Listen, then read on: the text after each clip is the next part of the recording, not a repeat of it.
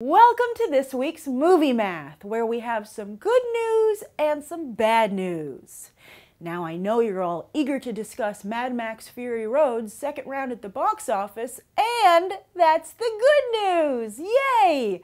Falling just about 45% from its opening weekend and nearing 100 million domestically, 200 million worldwide, this little bit of news probably inspires more hope than generated by the entire 2-hour-plus running time of Tomorrowland, which turns out to be as faulty as young Frank Walker's jetpack. Yes, Disney faltered at the box office again, but this time it drew gasps from the crowd, as Tomorrowland opened with just 41.7 million for the 4-day weekend. That's the worst Memorial Day weekend debut since Prince of Persia, also from Disney, back in 2010, when Sex and the City 2 also debuted, making for one of the worst overall Memorial Day weekends of all time. And like Prince of Persia, Tomorrowland is weighed down heavily by a budget in the 200 million range. I mean, look how hard it is for Mad Max Fury Road to carry its own 200 million burden. But even more disturbing is the takeaway by the industry trades, who proclaim that Disney should have known better than to launch an original property on such an important weekend. The day after tomorrow, Bruce Almighty and Madagascar all did impressive Memorial Day weekend business. Let's get real. Tomorrowland's only star power came from George Clooney, who hasn't been able to open a film all by himself since, well, never. His biggest hits come from the Ocean's 11 franchise, where he got some serious assists from Brad Pitt and Matt Damon. The film had an awful marketing campaign where they made the stupid decision not to tell anyone what the movie was about. And when you play that game, you better hope you get glowing reviews across the board, which Tomorrowland did not. Damon Lindelof has written some of the most confusing and hated movies of all time: Cowboys and Aliens, Prometheus, Star Trek Into Darkness, and, while I liked it, World War Z, and it seems audiences are finally starting to get wise. Plus, Brad Bird, I'm sorry, but you're still trading off of a movie you made over a decade ago and haven't been able to repeat yet. Man, should he have taken that Star Wars movie or what? Now, not only is Disney unlikely to let him anywhere near a Star Wars movie, but could this hurt anticipation for The Incredibles 2? Speaking of Pixar, Inside Out is up next for Disney, followed by Ant-Man. Can those two movies turn around what so far is an underperforming summer for the House of Mouse?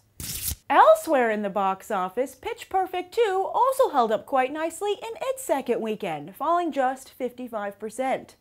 Worldwide, it's also about to hit the double C note a la Mad Max.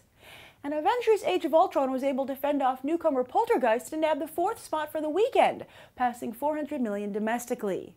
That puts it in the top 20 grossing films of all time stateside, while worldwide it's at number 7 with fellow Disney flick Frozen in its sights. Yet Furious 7 also continues to close in on the first Avengers for that number 3 spot. But while Sam Raimi's Poltergeist remake didn't impress, it didn't embarrass itself either, pulling in around 22 million in its debut weekend. Made for just 35 million, it played strongest with women and those under 25, women taking their kids. As I said in my review, this remake's biggest change was putting the focus on the kids, specifically Griffin, instead of the parents. Would Poltergeist have pulled in more souls had it played that up in the marketing campaign and kept the original's PG rating instead of going PG-13? Alas, now we'll never know, but expect this version to turn a profit later on down the road in the ancillary markets.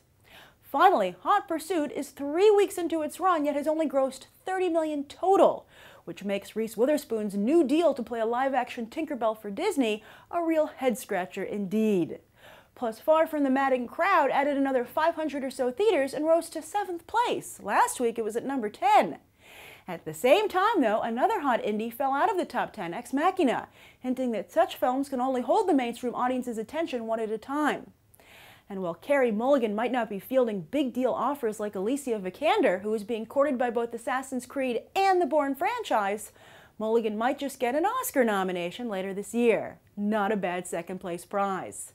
As for this coming weekend, San Andreas should easily take the number 1 spot, giving Dwayne Johnson a badly needed solo box office victory.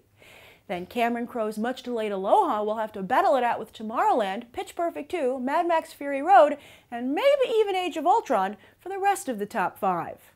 And that's the weekend box office, breaking down Tinseltown. I'm Grace Randolph, and we just did some movie math. As always, thanks for watching, and I hope we'll go beyond the trailer for these other top movies.